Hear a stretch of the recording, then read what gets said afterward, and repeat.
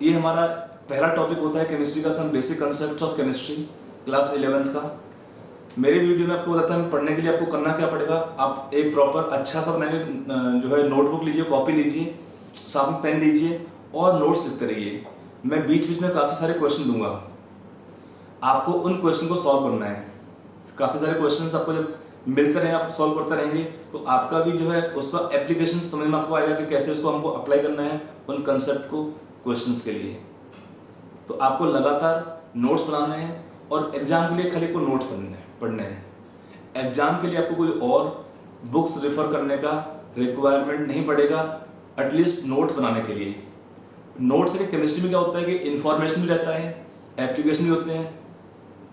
कि केमिस्ट्री में कुछ चीज़ें आपको ऐसी भी हैं कि आपको याद करनी पड़ेंगी। और जेई मेन और नीट का प्रिपरेशन ऑलमोस्ट सेम लेवल का होता है।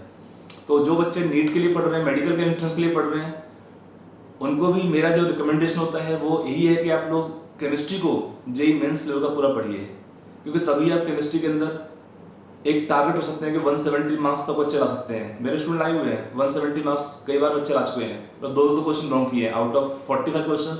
अगर 2 क्वेश्चन रॉन्ग होंगे तो आउट ऑफ 180-170 मार्क्स लाना केमिस्ट्री में उतना बड़ा खेल नहीं है। तो डेफिनेटली लेकिन ये सब बच्चे मोस्टली कहाँ पढ़ रहे थे, अगर आपको एक आश्चर्य होगा जान के कि ये जो बच्चे अच्छे मार्क्स लाने वाले मोस्टली केमिस्ट्री पढ़ रहे थे मेरे आईआईटी बैच में। मेरा तो बैच अलग होता है कि आईआईटी बैच अलग, मेडिकल बैच अलग होता है, लेकिन इन बच्चों का जो प्रिपरेशन था या केमिस्ट्री के पार्ट में जो पढ़ाई करते थे आईआईटी बैच के अंदर बैठ के, तो डेफिनेटली केमिस्ट्री का लेवल उठेगा। तो डेफिनेटली थॉट प्रोसेस आपके अच्छे होंगे, तो कंसेप्ट का एप्लीकेशन खुलेगा, तो आप सोच सकते हैं वो आपको काफ़ी हेल्प करेगा इन एग्जाम्स के लिए। तो वही रिकमेंडेशन है, इसलिए केमिस्ट्री में जेई मेंस और नीट के लिए एक जो हमारा पहला पार्ट है वीडियो का उसको आप पढ़ेंगे। जो बच्चे एडवांस के लिए फोकस्ड हैं उनके लिए एडवांस का एक सेक्शन अलग रखा जाएगा, चैप्टर वाइज और टॉपिक वाइज, या जहाँ पे रिक्वायरमेंट है उस सेक्शंस के लिए। तो यहाँ पे हमारा जो पहला चैप्टर है केमिस्ट्री में क्या है, देखिए 3 पार्ट होते हैं। जो आप बच्चे स्टार्टिंग कर रहे होते हैं, फ्रेशर होते हैं, उनके लिए 3 पार्ट केमिस्ट्री में है, physical, organic, inorganic chemistry. 11th में और 12th में पूरा बटा हुआ है, कुछ पार्ट फिजिकल का 12th में है, कुछ पार्ट 11th में है, ऐसे ही ऑर्गेनिक का, ऐसे ही इनऑर्गेनिक केमिस्ट्री का। 11th में काफ़ी बेस है और 12th में काफ़ी कुछ एप्लीकेशन पार्ट है, लिंक है टॉपिक्स का 12th का 11th से। स्पेशली ऑर्गेनिक केमिस्ट्री पूरा लिंक रहेगा 12th का 11th क्लास से ही। फिजिकल केमिस्ट्री में क्या होता है, कुछ टॉपिक 11th के लिंक रहेंगे क्लास 12th के पोर्शन से। क्वेश्चन जब आते हैं एग्जाम के अंदर है तो वहाँ पर मिक्स रहता है, कुछ पोर्शन 11th का, कुछ पोर्शन 12th का, कई बार 11th का चैप्टर 12th का चैप्टर मिला के क्वेश्चन पूछते हैं, स्पेशली जेई एडवांस के लिए। जेई मेंस में भी क्या होता है, मेंस में और नीट में क्या होता है, जो क्वेश्चन पूछते हैं एग्जाम के अंदर है they are single concept based applications, कि एक कंसेप्ट पे क्वेश्चन आपको मिलेगा, उसका ही एप्लीकेशन रहता है। मेंस में क्या होता है, थोड़ा सा ज़्यादा होता है लेवल, हल्का सा कंपेयर टू नीट। लेकिन वही रिकमेंडेशन मेरा है कि जो बच्चे मेडिकल पढ़ रहे हैं उनको भी chemistry part JEE Mains level का पढ़ना ही चाहिए। अगर आप चाहते हैं कि आपके मार्क्स केमिस्ट्री में आउट ऑफ 180 160 प्लस श्योर रहें, और वो लाना उतना मुश्किल नहीं है केमिस्ट्री के अंदर। अगर आप 160 लाते हैं केमिस्ट्री में, फिजिक्स में आपका थोड़ा कम भी रखते हैं, सपोज 140 150 रखते हैं, और अगर आप बायो में 320 330 रखते हैं तो आराम से आपका मार्क्स 650 प्लस पहुँचेगा। और एक बार 650 प्लस पहुँचेगा तो आपका मेडिकल में जो अच्छा सीट कोई आपको रोक नहीं पाएगा अच्छे कॉलेजेस में। क्योंकि एक होता है खाली क्वालिफाई करना, एक होता है अच्छा कॉलेज में पढ़ना, अच्छे डॉक्टर बनना, ऐसे ही अच्छे इंजीनियर बनने के लिए आपको आईआईटी में कॉलेज मिलता है। आईआईटी से आपका बेस्ट कॉलेजेस हैं जिनका रिकॉग्निशन आपके इंडिया के अंदर भी है और बाहर भी है। ऐसे ही और आपका जो अच्छे कॉलेजेस हैं, एनआईटी हुआ, और भी काफ़ी सारे अच्छे कॉलेजेस हैं जिनका रैंक आप देख सकते हैं। उनमें पढ़ने से क्या होता है कि आपको एक अच्छा एक्सपोजर मिलता है, अच्छा एटमॉस्फेयर मिलता है जहाँ आपका डेवलपमेंट अच्छी होती है। और अगर आप अच्छे डेवलप करते हैं तो आपके लिए ऑप्शंस की कमी नहीं होती है। कुछ लोग बोलते हैं नेगेटिव सोच रखने वाले कि अच्छी जॉब नहीं मिलती है, अच्छे पैकेज नहीं मिलते हैं। सिंपल चीज़ है, जो बच्चे यार पढ़ाई नहीं करोगे, पहुँच के कॉलेज में घूमोगे फिरोगे मस्ती करोगे तो कहाँ से कुछ मिल जाएगा। अच्छे कॉलेज में पहुँचने के बाद भी अच्छा एटमॉस्फेयर मिलेगा तो आप अपने आप और काम करते हैं, डेवलपमेंट आपका बहुत अच्छा होता है। मैंने देखा जो भी स्टूडेंट अपना पढ़ाई अच्छे से करते हैं वो भी बढ़िया कर रहे हैं आजकल हैं।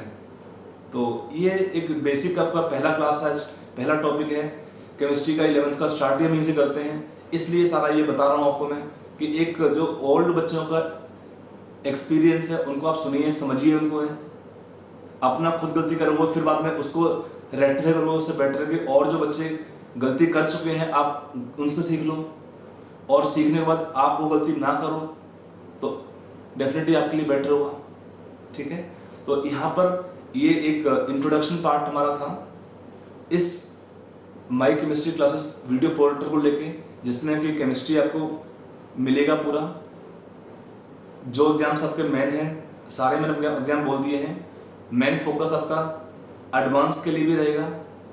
एडवांस के बच्चे सोचते हैं सर एडवांस के लिए क्या रहेगा, एडवांस का एक सेक्शन पूरा सेपरेट रहता है जिसमें कि आपको एडवांस लेवल के जो थ्योरी में कुछ कुछ रिक्वायर्ड होता है वो मिलेगा, प्लस एडवांस लेवल क्वेश्चंस मिलेंगे। जेई मेन और नीट और बोर्ड के लिए देखिए, बोर्ड के लिए तो हमारा खाली फोकस नहीं रहता है ना, बोर्ड के लिए तो आपका कम होता है, लेकिन बोर्ड का भी एप्लीकेशन पार्ट अच्छा होने से आपका ऑटोमेटिकली जो एंट्रेंस होंगे उनमें इम्प्रूवमेंट अच्छा होगा। और बोर्ड में भी बच्चे को डाउट होना चाहिए कि क्लास 12th में जब जाते हैं तो बोर्ड में केमिस्ट्री में 95% प्लस, तो 95 मार्क्स के ऊपर तो रहना जरूरी है। मेरे तो स्टूडेंट काफ़ी सारे हर साल ही केमिस्ट्री में 100 में 100 लेके आते हैं, काफ़ी सारे बच्चे, एक दो नहीं। अगर मेरे बच्चे पढ़ रहे हैं तो कम से कम 15-20 बच्चे होते हैं हमेशा जो केमिस्ट्री बोर्ड में 100 में 100 रखते हैं। और कुछ नहीं, खाली आपको नोट्स बनाने प्रॉपरली है और जो होमवर्क मिलेगा उसको रेगुलर करना है। आपको कुछ एक्स्ट्रा मत करिए, कोई टेंशन नहीं है, बट आप वीडियो को रिवाइज करते रहेंगे, वीडियो आपको मिलते रहेंगे, रेगुलर मिलेंगे। एवरेज लेंथ रहेगा वीडियो का हमारा 40 मिनट से 45 मिनट्स, कुछ जगह पे 1 घंटा भी पहुंचेगा, वीडियो पहुंचा हुआ है। तो वो होता है कि कोई टॉपिक छूट जाएगा थोड़ा सा, उसको छोड़ेंगे नहीं, फिर वो टॉपिक खत्म करेंगे, उसके बाद ही हम अगला टॉपिक को अगले वीडियो से शुरू करेंगे। तो length of video will very, 30 minutes भी रखे हैं, कुछ वीडियो का लेंथ होगा 30 मिनट से 40, 45, even 1 hour in some cases. तो आपको ट्राई करना है कि हर एक दिन कम से कम आपको एक वीडियो पढ़ना जरूरी है। वीकली कम से कम 4 से 5 आप रखिए वीडियो एवरेज ले लेके कि आपको पर वीक में 5 वीडियोस पढ़ना जरूरी है। अगर आपको टाइम बचता है तो आप ट्राई करो, थोड़ा एडवांस पढ़ लो, आपके लिए और बेटर होगा। क्योंकि टॉपिक्स ऐसे हैं, कुछ लंबे टॉपिक्स भी हैं, यहाँ पर एक ही चैप्टर में मेरा 20 वीडियो भी क्रॉस हुए हैं। लेंथ वही रहेगा अराउंड, कुछ मतलब वही टॉपिक जैसे कि आपका केमिकल बॉन्डिंग है, थर्मोडायनेमिक्स है, आयनिक इक्विलिब्रियम है, इनमें क्या है कि काफ़ी सारा लेंथी टॉपिक्स हैं, काफ़ी सारे कंसेप्ट आते हैं। तो यहाँ पर क्या है, वीडियो का लेक्चर का लेंथ भी बढ़ गया है, 13-14 आवर्स तक पहुँचा हुआ है, 15 आवर्स तक क्रॉस किया हुआ कुछ वीडियोज़ के अंदर है, क्योंकि इसमें काफ़ी सारा थ्योरी भी है, काफ़ी सारे क्वेश्चंस भी हैं। हर चैप्टर के अंदर कंसेप्ट वाइज मैंने क्वेश्चन बहुत सारे कराए बच्चों को हैं।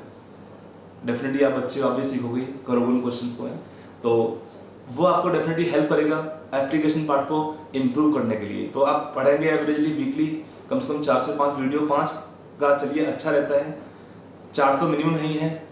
और तब आपका जो है कोर्स कंप्लीशन आपको करना है 10 मंथ्स के अंदर है। 11th क्लास का टारगेट होता है कि आपका by the end of January पूरा कोर्स आपको बाइंड अप करना है स्टार्ट करने के बाद। 12th बच्चों का होता है कि they should finish the course by the end of September itself, क्योंकि काफ़ी सारे स्कूल्स में 12th बोर्ड के टाइम हाफ ईयरली एग्जाम होता है in the month of September, 3rd week और 4th वीक में। तब तक क्या होता है, they mostly ask entire class 12th syllabus. तो आपको 12th में कोर्स कंप्लीट करना होता है बाई एंड ऑफ सितंबर। तो जो टाइम बचता है अक्टूबर, नवंबर, दिसंबर का, you can revise 11th portion for once more, क्योंकि आपका जब जेई मेन होता है एग्जाम जनवरी 1st-2nd वीक में होता है, तो आपको तब तक करना है क्या है कि 11th का कोर्स पूरा होना चाहिए, 12th का रिवीजन करना चाहिए, दोनों ही आपको करना है। तो नीट का एग्जाम होता है आपका मई 1st वीक में होता है, 1st वीक ऑफ मई, जो अभी तक चल रहा है पैटर्न। तो वहाँ पे थोड़ा टाइम मिलता है एक्स्ट्रा भी आपको, तो उसको आप लगातार पढ़ते रहेंगे तो डेफिनेटली आपका एक अच्छा इम्प्रूवमेंट होगा। और I wish you all very best of luck for the bright future, और होप करता हूँ कि आप लोग बहुत अच्छा परफॉर्म करेंगे इस पोर्टल पर पढ़ने के बाद। अब हम शुरू करते हैं केमिस्ट्री पार्ट। हमारा चैप्टर 1 है केमिस्ट्री का, some basic concepts of chemistry. देखिए यहाँ पर क्या है, जो चैप्टर आपका है इस टॉपिक के अंदर, उसको हम 3 पार्ट में पढ़ते हैं। हमारा एनसीईआरटी में केवल एक पोर्शन है, some basic concepts of chemistry, लेकिन जब क्वेश्चन पूछते हैं एग्जाम के अंदर, वहाँ पर आपके और भी टॉपिक पे क्वेश्चन पूछे हुए हैं और पूछते हैं।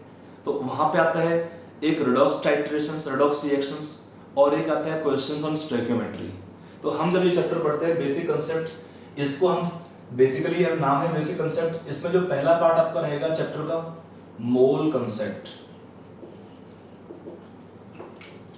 आपका जो पूरा 11th क्लास का एनसीईआरटी का चैप्टर 1 है वो मैं यहाँ पे खत्म करूंगा इस टॉपिक के अंदर इन हेडिंग मोल कंसेप्ट।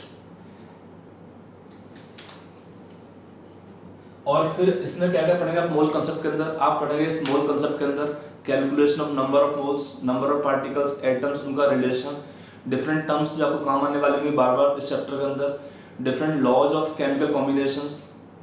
आप 5 लॉ हमारे में होते हैं, एक होता है law of conservation of mass, एक होता है law of definite proportions, law of अगला होता है लॉ ऑफ मल्टीपल प्रोपोर्शंस, एक होता है लॉ ऑफ रेसिप्रोकल प्रोपोर्शंस, एक होता है law of combining volumes, Gay Lussac's law. तो ये 5 लॉ पढ़ते हैं, इस पे क्वेश्चन पूछते हैं। फिर आता है percentage composition of elements and उसको यूज करके क्या निकालना होता है? Determination of compounds, molecular formula, determination of compound, percentage from percentage composition first we find the compounds empirical formula and then from molar weight knowledge we can find the compounds molecular formula। एक होता है determination of atomic mass, equivalent mass, ये सब हम पढ़ेंगे। और फिर आता है हमारे पास कंसेप्ट ऑफ लिमिटिंग रिएजेंट, और उसके बाद रहता है कंसंट्रेशन टर्म्स। ये हमारा जो चैप्टर 1 बेसिक कंसेप्ट है वो पूरा कवर होगा इस हेडिंग के अंदर, इसका नाम है मोल कंसेप्ट। अब आपको एग्जाम्स और भी देने हैं, उसमें भी क्वेश्चन आएंगे, तो वहाँ पर आपको क्वेश्चंस मिलते हैं टाइट्रेशंस के ऊपर। टाइट्रेशंस आपके 2 टाइप के मेन रहते हैं, एक होता है एसिड बेस्ड टाइट्रेशन, एक होता है रेडॉक्स टाइट्रेशंस, और एक थर्ड होते हैं प्रेसिपिटेशन टाइट्रेशंस। तो वहाँ पर क्या है, रेडॉक्स टाइट्रेशन में आपको रेडॉक्स रिएक्शन का नॉलेज होना चाहिए। तो यहाँ पर हम चैप्टर को पढ़ेंगे साथ में रेडॉक्स रिएक्शंस। रेडॉक्स रिएक्शंस पढ़ने के बाद एक टॉपिक आता है स्टोइकियोमेट्री। ये आपका मोल कंसेप्ट, रेडॉक्स, स्टोइकियोमेट्री, ये पूरा बेस है, हम बोल सकते हैं बैकबोन है पूरा फिजिकल केमिस्ट्री पार्ट के लिए। जिन बच्चों का ये 3 टॉपिक अच्छे होंगे, क्योंकि देखो टाइट्रेशन में आपका जो स्टोइकियोमेट्री पार्ट है, स्टोइकियोमेट्री में हम क्या पढ़ते हैं, इसमें हम चैप्टर में पढ़ेंगे 2 पार्ट्स, एक होता है ग्रेविमेट्रिक एनालिसिस और एक होता है इसमें वॉल्यूमेट्रिक एनालिसिस। एक होता है वॉल्यूमेट्रिक एनालिसिस, एक है इसमें ग्रेविमेट्रिक एनालिसिस। यहाँ पे क्या पढ़ेंगे इस पार्ट में, यहाँ पढ़ते हैं हम मास रिलेशन, एक होता है मास वॉल्यूम रिलेशन, और एक होता है वॉल्यूम रिलेशन बेस्ड क्वेश्चंस। ये वॉल्यूम किसके लिए होता है? गैसेस के लिए। जो लास्ट पार्ट है वॉल्यूम रिलेशंस, इसको हम पढ़ते हैं, एक टॉपिक होता है, इसका नाम होता है यूडियोमेट्री और गैस एनालिसिस। यूडियोमेट्री और गैस एनालिसिस, तो ये हम पढ़ेंगे। मास रिलेशन में अमाउंट ऑफ रिएक्टेंट को लिंक करते हैं अमाउंट ऑफ रिएक्टेंट से या प्रोडक्ट से, इस हेडिंग में मास रिलेशन है। वॉल्यूम होता है गैसेस के लिए, और वॉल्यूम रिलेशन क्वेश्चन जब पूछते हैं वो आते हैं हमारे गैसेस के लिए। मास ऑफ द रिएक्टेंट और प्रोडक्ट को लिंक करते हैं वॉल्यूम ऑफ द गैस से, और वॉल्यूम ऑफ द गैस पूरा। तो ये पूरा हम पढ़ेंगे इस हेडिंग में स्टोइकियोमेट्री में। यहाँ पे सेकंड पार्ट है चैप्टर का टाइट्रेशंस, इसको हम बोलते हैं टाइट्रेशंस, वॉल्यूमेट्रिक एनालिसिस और टाइट्रेशंस। इसमें हम पढ़ते हैं चैप्टर में 3 टाइप के टाइट्रेशंस, एक होता है एसिड बेस्ड टाइट्रेशंस, एक होता है आपका रेडॉक्स टाइट्रेशंस, और एक होता है आपका यहाँ पे प्रेसिपिटेशन टाइट्रेशंस। तो इसमें हम पढ़ते हैं टाइट्रेशंस के बारे में इस हेडिंग के अंदर, इन दिस हेडिंग, ठीक है, टाइट्रेशंस के बारे में। तो इस चैप्टर में हम स्टोइकियोमेट्री में लिंक करेंगे इन टॉपिक को। रेडॉक्स रिएक्शन आपके काम आएंगे इस पोर्शन को करने के लिए, और जो हमारा मोल कंसेप्ट का जो बेसिक एप्लीकेशन है वो काम आएंगे आपके पूरा स्टोइकियोमेट्री के लिए, ठीक है। तो ऐसे हम चैप्टर को पूरा पढ़ाई करेंगे सीक्वेंस में। पहले हम पढ़ेंगे मोल कंसेप्ट के बारे में, तो इसको हम शुरू करते हैं पहले स्टार्टिंग में यहाँ पर मोल कंसेप्ट से।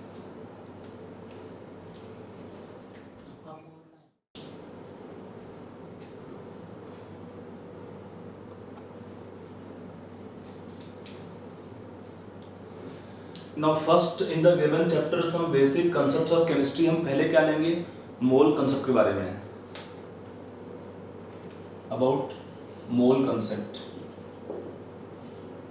काफ़ी कॉमन क्वेश्चन मिलता है एग्जाम के अंदर है कि आपको डिफरेंट सिचुएशंस मिलती है, यहाँ पर आपको नंबर ऑफ मोल्स निकालना पड़ता है या नंबर ऑफ मोल्स को लिंक करना पड़ता है। जो प्रॉपर्टी दिया हुआ गैस का, उस जो प्रॉपर्टी दिया होता है, मे बी मास या मे बी आपका volume for the gases, different information question में मिलता है, तो वहाँ से हमको क्वेश्चन में निकालना पड़ता है नंबर ऑफ मोल्स कैलकुलेशन या इसका लिंक करना।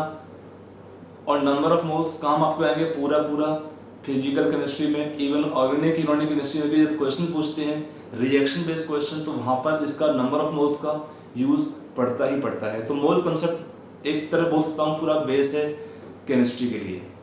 तो यहाँ पर आते हैं नंबर ऑफ मोल्स कैसे निकालते हैं, इसके बारे में बात करते हैं हम। तो पहले निकालते हैं कैलकुलेशन, एक टर्म आता है वन मोल। वन मोल का मीनिंग क्या होता है? देखिए वन मोल एक नंबर है बेसिकली आपका।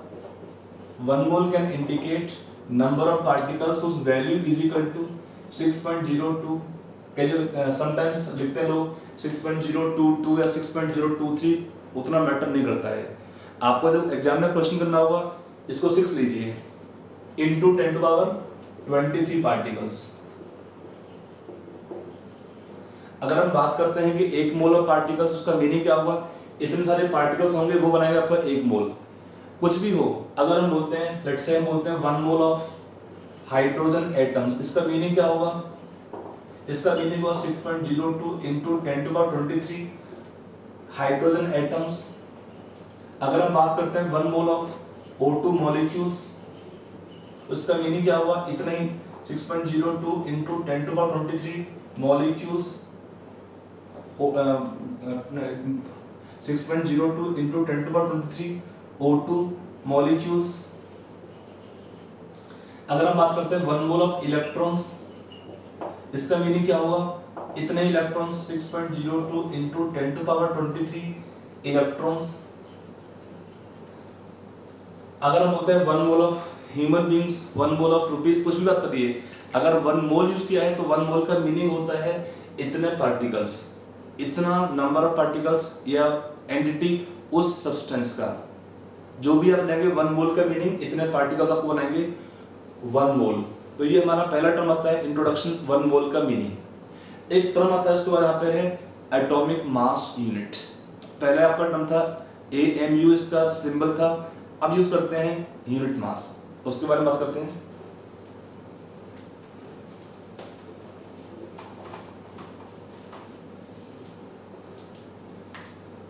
हमारा टर्म आता है one atomic mass unit, AMU, ये हमारा ओल्ड टर्म है। अब यूज करते हैं one unit mass, U, small u आपका सिंबल यूज करते हैं यूनिट मास के लिए। ये होता क्या है? ये बताता है इट इज, इसका वैल्यू कितना होता है? It is 1/12 the mass of one atom of carbon C12 isotope. ये क्या है? 1/12 the mass of one atom of carbon C12 isotope. इतना आपको देगा one mole, one value of unit mass. Actually होता क्या है कि एलिमेंट्स, एटम्स का मास बहुत कम होता है, उसको हम एक्सप्रेस करते हैं in terms of unit mass. आपको दिखाऊंगा अभी कैसे करते हैं। तो इसका वैल्यू कैसे, इसका वैल्यू कितना होता है? इसका वैल्यू अगर नियरली 1.66 इंटू 10⁻⁻24 ग्राम्स। ये कहाँ से मिलेगा हमको वैल्यू? अगर लिंक करें हम तो ये आपका आता है 1 डिवाइडेड बाई एवोगाड्रोस नंबर। ये आपको देगा value of this unit mass. तो अगर हम देखो ना, इसमें अगर हम प्रोडक्ट लेते हैं 6.02 इंटू 10⁻23 इंटू 1.66 इंटू 10⁻⁻24 ग्राम्स, ये कितना हो जाएगा? इक्वल टू 1 ग्राम। तो एक्चुअली यहाँ पर क्या होता है, मास ऑफ द एटम्स काफी कम होते हैं, एलिमेंट्स के या मॉलिक्यूल्स के, एटम्स के या मॉलिक्यूल्स के, तो उसको हम एक्सप्रेस करते हैं in terms of unit mass. तो वैल्यू कितना है यूनिट मास का? इसका डेफिनेशन होता है 1/12 the mass of one atom of carbon C12 isotope. इसका वैल्यू होता है इतना ग्राम्स में। और अगर ये आता कैसे, तो उसको हम लिंक कर सकते हैं हमारे वन मोल से। एक्चुअली ये नंबर होता है, this number I just tell, this number is called as Avogadro's number. क्या होता है इस नंबर को? होता है Avogadro's number and we denote by symbol Na. Symbol use करते हैं Na, एवोगाड्रोस नंबर। तो ये एक नंबर होता है, 1 mole of particles will be equal to this many particles, और ये होता है इक्वल टू एवोगाड्रोस नंबर, इसको बोलते हैं एवोगाड्रोस नंबर। तो ये हमारा हुआ इंट्रोडक्शन ऑफ यूनिट मास। फिर देखिए हमने बोला कि एटम्स का या मॉलिक्यूल्स का मास को हम एक्सप्रेस करते हैं in terms of unit mass, उसको देखते हैं यहां पर।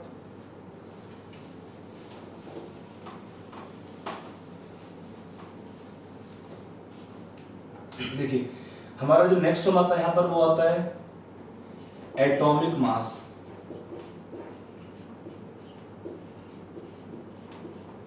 और एक टर्म आपका आएगा यहां पर मॉलिक्यूलर मास।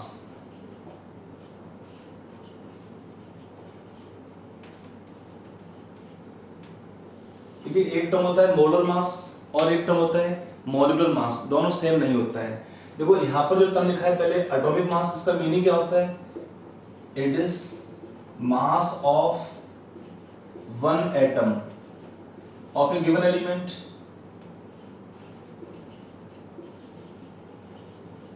इसका वैल्यू काफी कम होता है, तो हम करते क्या है, this mass it is expressed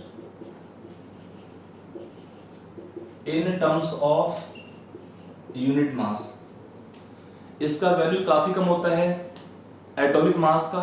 ये क्या होता है, मास एक एटम का, काफी कम इसका वैल्यू होता है, तो उसको हम एक्सप्रेस करते हैं in terms of unit mass. जैसे एग्जांपल लेते हैं, suppose for oxygen, for oxygen atom, one atom of oxygen, what is atomic mass? हम क्या बोलते हैं 16। वो क्या होता है 16? अब पढ़ते ना कि for oxygen we have atomic mass 16, atomic number 8, तो 16 क्या होता है 16U। अगर हम इसको एक्सप्रेस करते हैं ग्राम्स में कितना आएगा, for oxygen what is atomic mass in grams, तो 16U का वैल्यू कितना है 1.66 into 10 to power -24 ग्राम। अगर क्वेश्चन पूछते एग्जाम के अंदर है find the mass of one atom of oxygen, तो कितना होगा ग्राम्स के अंदर, इतना ग्राम आता है। ये होगा mass of one atom of oxygen 16U या 16 into value of unit mass. अगले आते हैं मॉलिक्यूलर मास। ये क्या होता है, it is mass of one molecule, mass of one molecule of A given compound.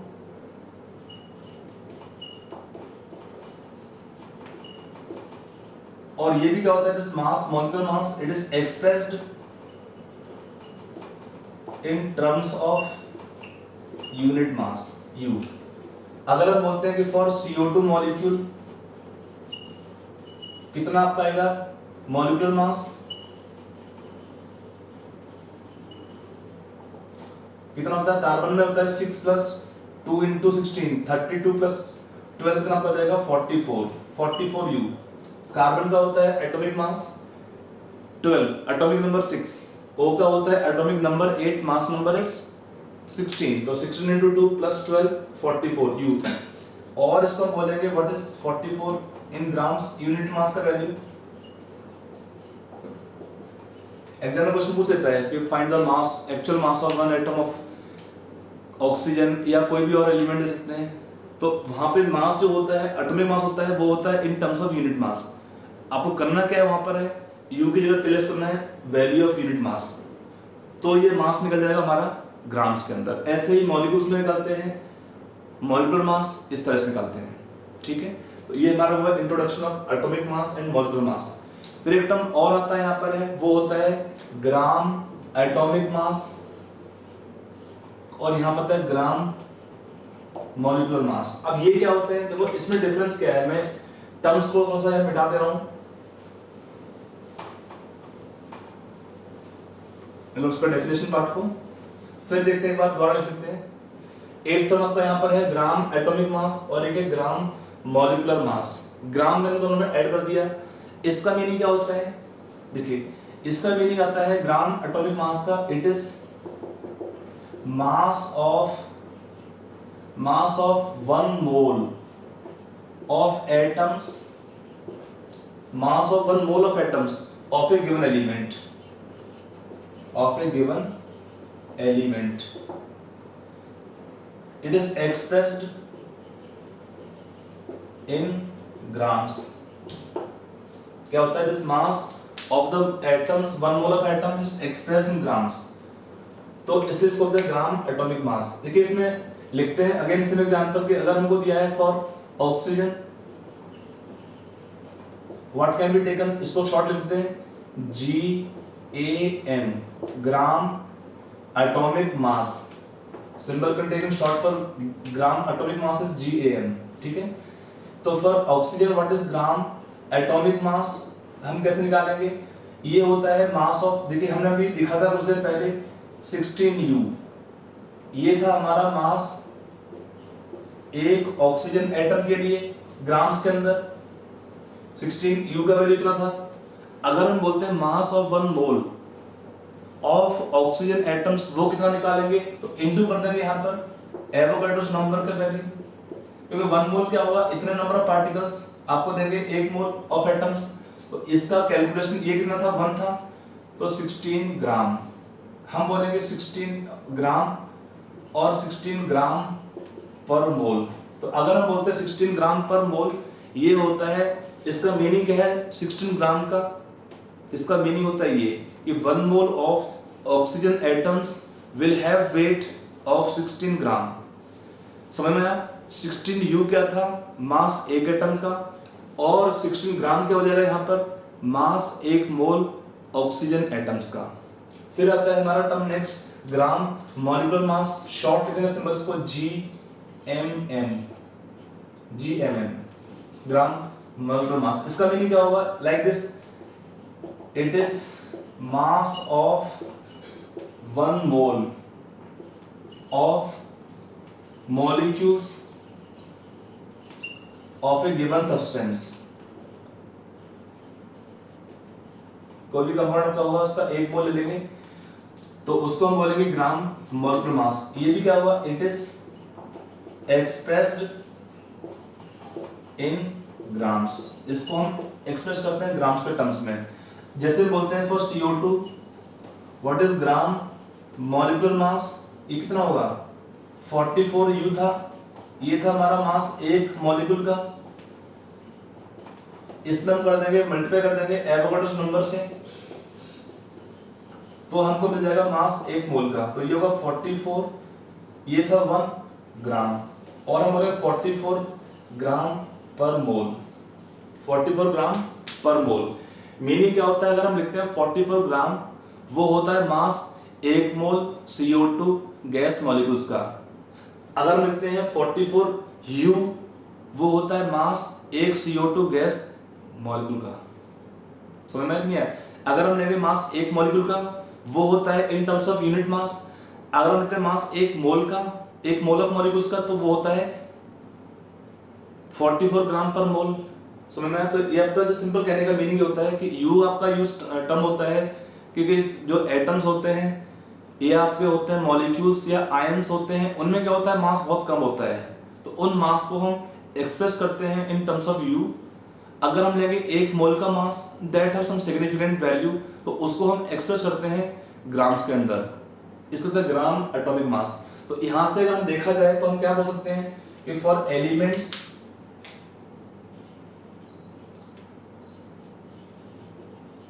For elements 1 gram atom will denote 1 mole of atoms। तो 1 gram atom of any element they will indicate 1 mole of atoms of that element। ऐसे ही आपका जो term आता है for molecules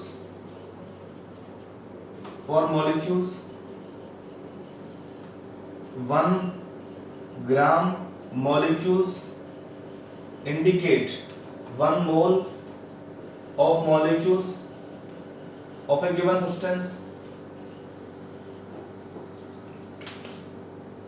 तो 1 gram molecule, देखिए यहाँ पे एक टर्म होता है, एक क्वेश्चन पूछते हैं कि लाइक आपको दे दिया 16 ग्राम ऑफ ऑक्सीजन, या आपको बोल दिया 1 gram of oxygen. 1 gram oxygen atoms अगर आपको लिखा हुआ है, तो 1 ग्राम का मीनिंग क्या है? 1/16 हो जाएगा इसमें मास मोल्स। अगर लिखा है आपका एग्जाम में है 1 gram atom of oxygen atoms, उसका मीनिंग क्या होता है? 1 मोल ऑफ ऑक्सीजन एटम्स।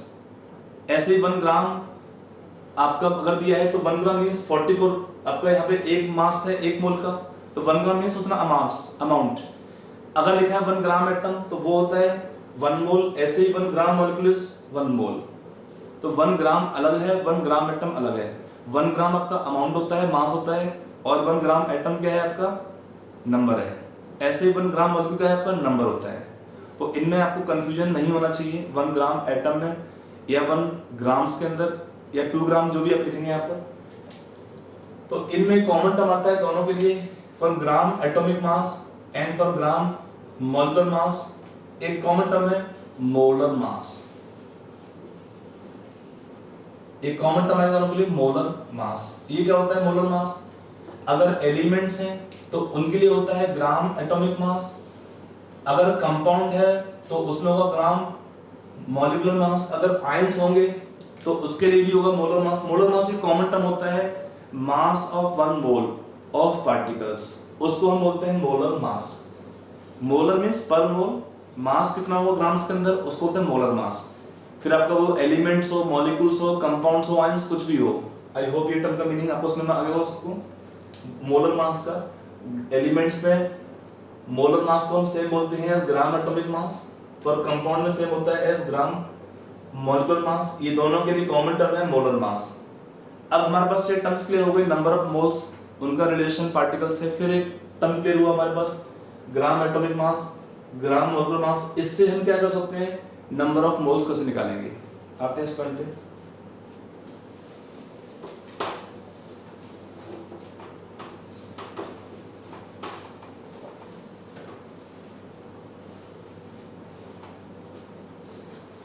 देखिए अगर हमको दिया है जैसे मैं बोला कि 6.02, देखिए नंबर ऑफ मोल्स कैसे निकालेंगे।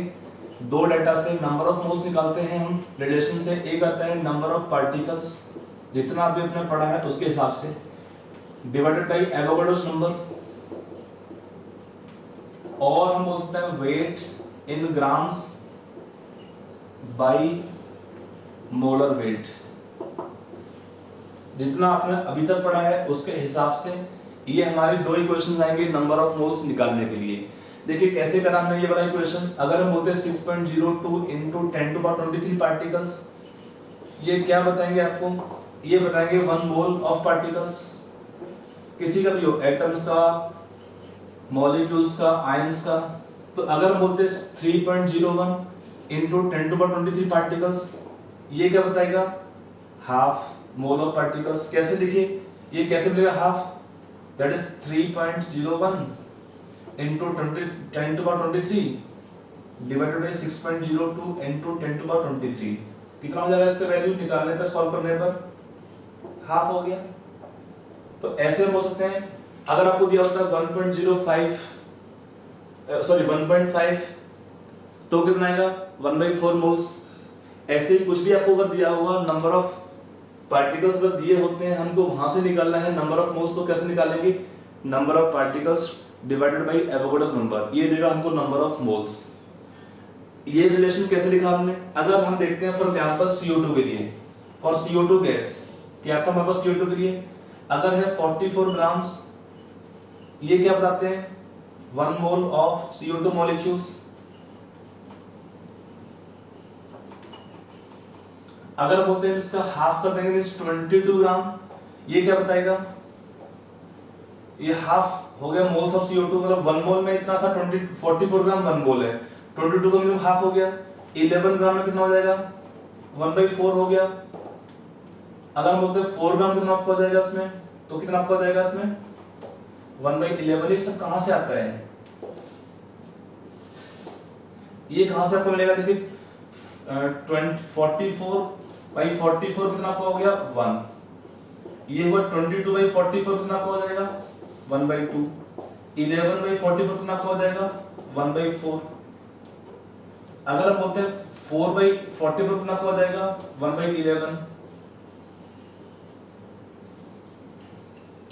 तो इससे हमको मिलता है सेकंड रिलेशन कि अगर हमको मास दिया है, मास से निकालना है नंबर ऑफ मोल्स, तो कैसे निकालेंगे, मास इन ग्राम बाय मोलर मास। अगर वेट लिखा हुआ तो weight in gram by molar weight. ये आपको देंगे नंबर ऑफ मोल्स कैलकुलेशन का रिलेशन। तो अगर एग्जाम में क्वेश्चन मिलता है, क्वेश्चन करते हैं एक बार हम थोड़ा सा रिलेशन सब देखेंगे सारे नंबर ऑफ मोल्स निकालने के, उसके बाद हम क्वेश्चन प्रैक्टिस करेंगे कि कैसे अप्लाई करना है नंबर ऑफ मोल्स निकालने के लिए। ठीक है, तो ये हमारा पहला पॉइंट। अब आते हैं, अगर मान लो हमको गैस ही दिया हुआ है गैस फेस में, तो क्या होता है गैस में आपको दिया होता है इस गैस का इतना वॉल्यूम है, इतना प्रेशर कंडीशंस का दिया, इतना प्रेशर है, इतना टेम्परेचर है, तो गैस का नंबर ऑफ मोल्स निकालिए। तो गैस वाले केस में गैस का वॉल्यूम दिया है तो उसको तो हम लिंक कर नहीं पाएंगे यहाँ पर। तो अगर हमको गैस का नंबर ऑफ मोल्स निकालना है तो उसके लिए हमारी दो सेपरेट इक्वेशंस आएंगी, वो आती हैं, उसको हम देखते हैं यहाँ पर।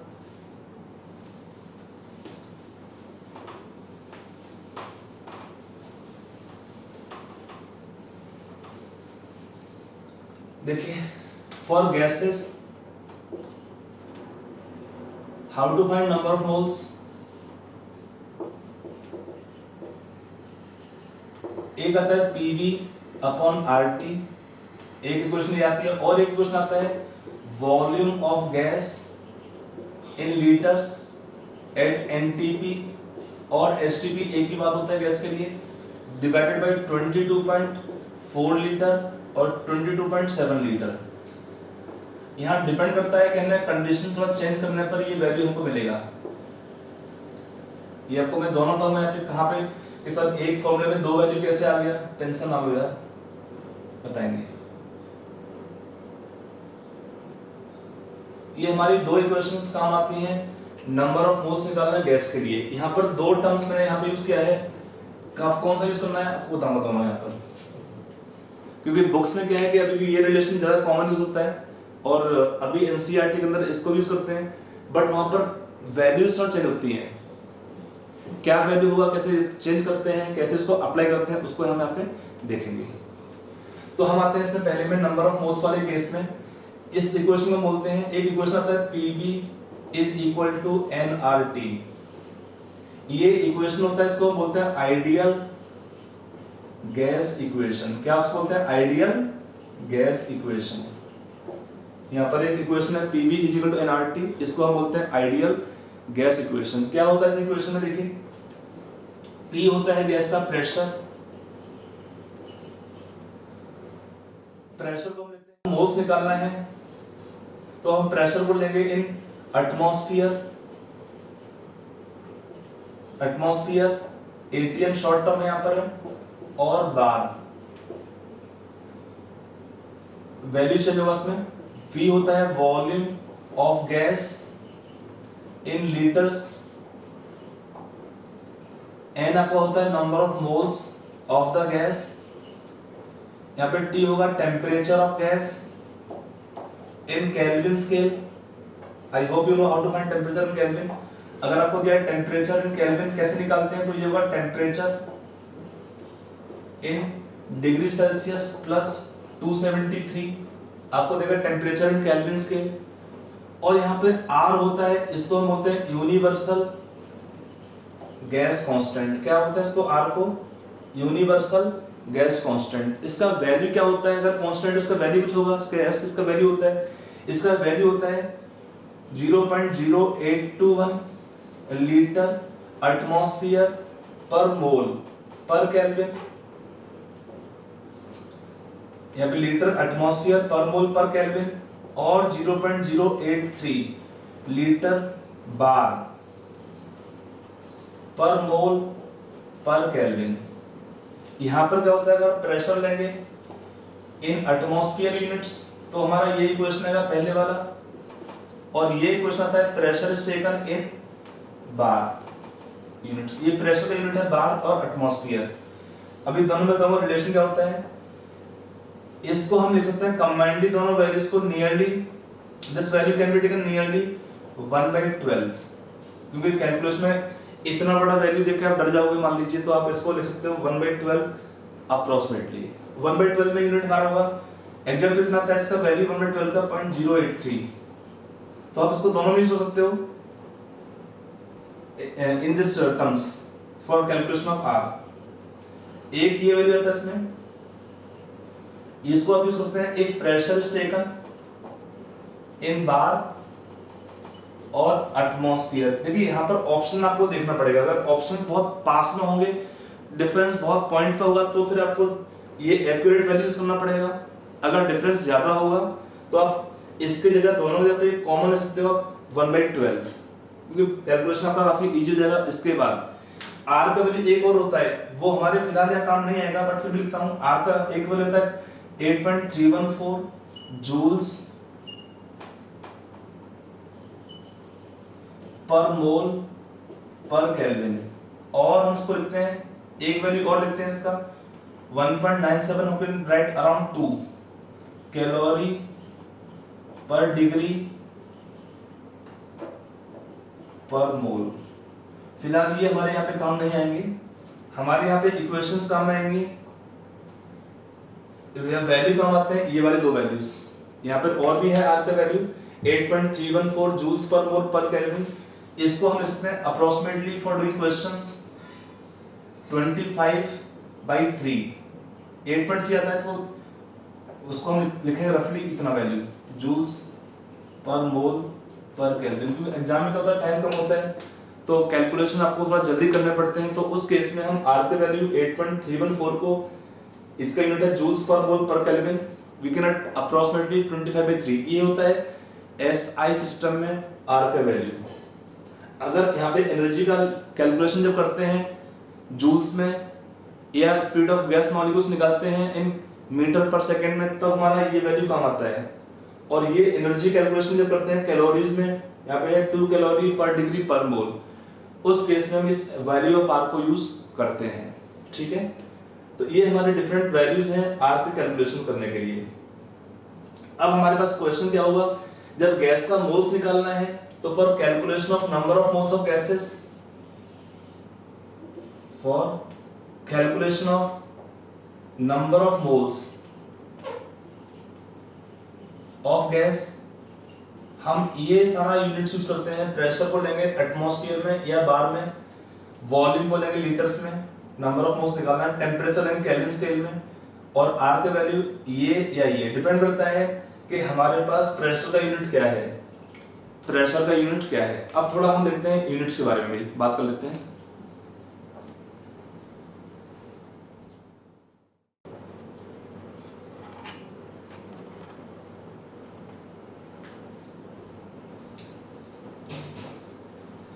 अब आते हैं डिफरेंट यूनिट्स के ऊपर। यूनिट्स क्या क्या होंगे, देखो पहले हमारे पास क्या है जो रिलेशंस होगा यूनिट्स का। फर्स्ट यूनिट्स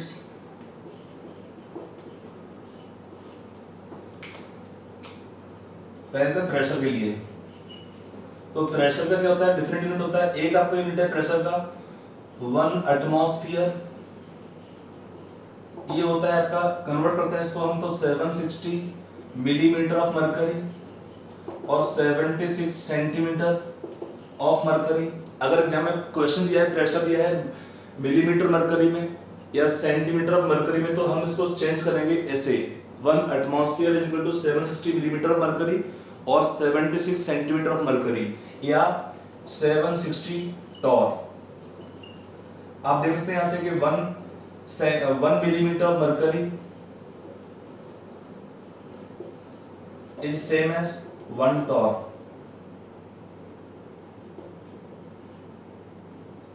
टॉर आपका यूनिट है प्रेशर का, given after the name of scientist Torricelli who gave barometer. उसके नाम पे रिस्पेक्ट में उनके नाम पर ये यूनिट यूज किया है टॉर। और इसका और आता है रिलेशन 1.01325 इंटू 10⁵ पास्कल्स, ये भी होगा 1 एटमॉस्फेयर। पास्कल्स क्या होता है, सेम एज न्यूटन पर मीटर स्क्वायर, ये ऐसा यूनिट होता है प्रेशर का। पास्कल्स मींस न्यूटन पर मीटर स्क्वायर। ये हमारा हुआ प्रेशर एटमॉस्फेयर यूनिट। अगर हम बोलते हैं 1 बार, तो 1 बार क्या होगा, ये होता है 10⁵ पास्कल्स। 1 बार क्या होगा 10⁵ पास्कल्स, या हम बोलेंगे 0.987 एटमॉस्फेयर, या हम बोल सकते हैं 1 एटमॉस्फेयर इज इक्वल टू 1.01325 बार। ये नियरली सेम है बट सेम नहीं है, डिफरेंस है थोड़ा सा 1 बार और 1 एटमॉस्फेयर में। 1 बार कितना आपका है 0.987 एटमॉस्फेयर, तो 180 कितना आएगा 1 डिवाइडेड बाय दिस वैल्यू। आप देख सकते हैं यहां से भी रिलेशन क्या है दोनों का, 180 एम इतना है। तो क्वेश्चन में क्या होता है, अगर हमको प्रेशर दिया है एटमॉस्फेयर में तो हम लेंगे आर का डिफरेंट वैल्यू था ना, इसमें दो वैल्यू आर के थे कि आर का जो वैल्यू हमारे पास होता था 0.0821 लीटर एटमॉस्फेयर पर मोल पर केल्विन। ये कब यूज करना होता है, ये यूज करना है अगर हम प्रेशर लेंगे एटमॉस्फेयर में, और क्या है सेकंड वैल्यू आपका 0.083 लीटर बार पर मोल पर केल्विन। तो दो डिफरेंट यूनिट है, आर का नियरली सेम ही है बट दोनों का रिलेशन देखो कैसा है। तो अगर प्रेशर होगा आपका 1 एटमॉस्फेयर में तो ये हम लेंगे आर का वैल्यू, अगर प्रेशर है 1 बार या बार यूनिट में तो ये हम लेंगे आर का वैल्यू। ये हुआ प्रेशर का यूनिट हुआ। अब आते हैं वॉल्यूम के यूनिट के ऊपर। वॉल्यूम का यूनिट क्या क्या रहेगा आपका, यहाँ पे एक रहेगा 1 लीटर या 1 क्यूबिक मीटर, कितना होगा 1000 लीटर्स। 1 लीटर भी same as 1 decimetre cube DM cube, और 1000 ml, ये तो बहुत सिंपल यूनिट है, आप पढ़ते ही हैं। ये वॉल्यूम का यहाँ पर हमको लेना किसमें है, देखो यहाँ पर इसका याद रखो वैल्यू को है, यूनिट को लीटर, मतलब वॉल्यूम आप लेंगे लीटर्स में, आप लेंगे प्रेशर एटमॉस्फेयर में, मोल्स निकालना है तो हम लेंगे टेम्परेचर यहाँ पर केल्विन स्केल में। तो कितना आएगा टेम्परेचर का यूनिट इन केल्विन स्केल। निकालते कैसे, यहाँ पे हमको वॉल्यूम लेना पड़ेगा लीटर्स में, रिलेशन क्या है लीटर का यहाँ पर दे दिया आपको, तो निकालते कैसे टेम्परेचर इन केल्विन। जो भी आपका होगा टेम्परेचर इन डिग्री सेल्सियस आपको उसमें ऐड करना है 273। हो गया आपका आंसर।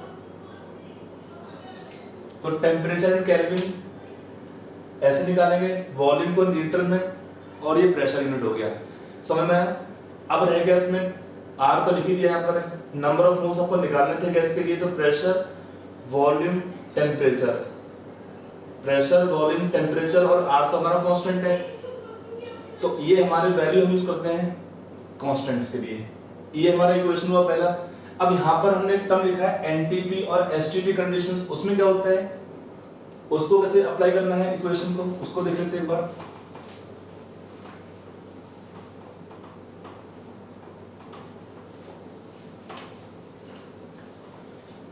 देखिए इसको कैसे अप्लाई करना है, अगर हम एक टर्म लिखते हैं one condition of NTP, NTP का मीनिंग होता है यहाँ पर normal temperature and pressure NTP, और एसटीपी स्टैंड करता है यहाँ पर किसके लिए, standard temperature and pressure. STP हमने इसको स्टैंडर्ड टेम्परेचर एंड प्रेशर, और एनटीपी होता है normal temperature and pressure conditions. इसमें क्या आता है कंडीशंस के अंदर, this imply pressure of 1 atmosphere, temperature 0 degree Celsius, predict in kelvin scale 273 kelvin, equal to 270.15 kelvin. Temperature का वैल्यू, इसका वैल्यू होता है 0 डिग्री सेल्सियस का इतना होता है, और मतलब हम क्वेश्चन में इतना ले लेते हैं 273 केल्विन फॉर डूइंग क्वेश्चंस। और क्या होता है, प्रेशर हो गया, टेम्परेचर हो गया, ये कंडीशंस होंगे। अगर ये कंडीशंस होंगे तो क्या होगा, और 1 बार। अभी क्या है देखो एनसीईआरटी में यहाँ पे 1 बार यूज किया है इस चैप्टर के अंदर, लेकिन और चैप्टर में क्या किया है उन्होंने यूज किया है 180 एम। तो यहाँ पर इसके अकॉर्डिंग हमको लेना पड़ेगा आर का वैल्यू।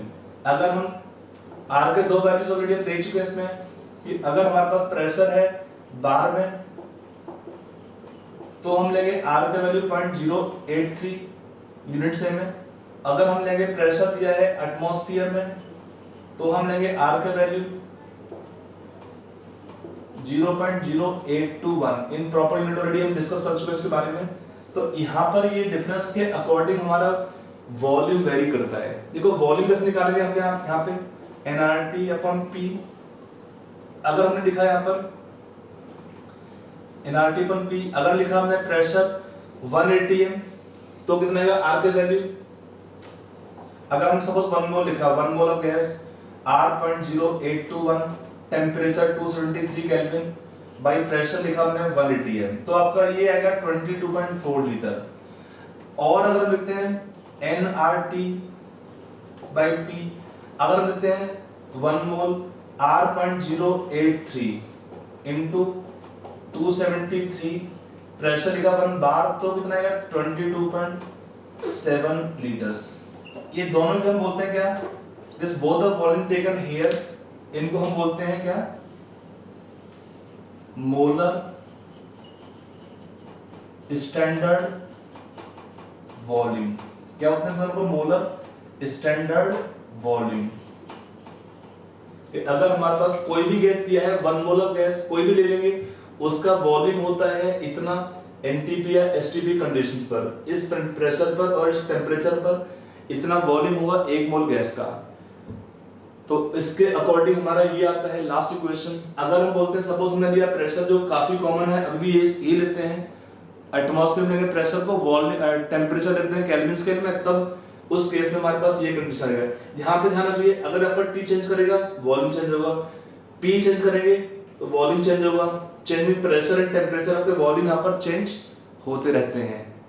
लेकिन अगर हमारा कंडीशन हमने फिक्स कर दिया प्रेशर और टेम्परेचर, तो हमारा वॉल्यूम फिक्स होता है एनटीपी और एसटीपी कंडीशन पर इतना वॉल्यूम आता है। अगर हम बोलेंगे सपोज 22.4 लीटर, एनटीपी कंडीशन लिखा है एट एसटीपी और एनटीपी कंडीशंस 22.4 लीटर क्या बताएगा 1 मोल। तो अगर देख 11.2 लीटर क्या बोलेंगे हाफ मोल।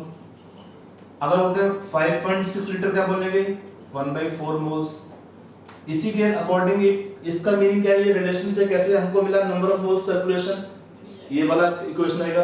अगर वॉल्यूम इतना है तो 1 आया, अगर वॉल्यूम है 11.2 बाई 22.4 हाफ हो गया, अगर वॉल्यूम है 5.6 बाई 22.4 तो आपका आ जाएगा 1/4 मोल्स। तो ये हमारे रिलेशंस है for calculation of number of moles till here. एक आता है सॉल्यूशंस में, उसको हम अलग से करेंगे।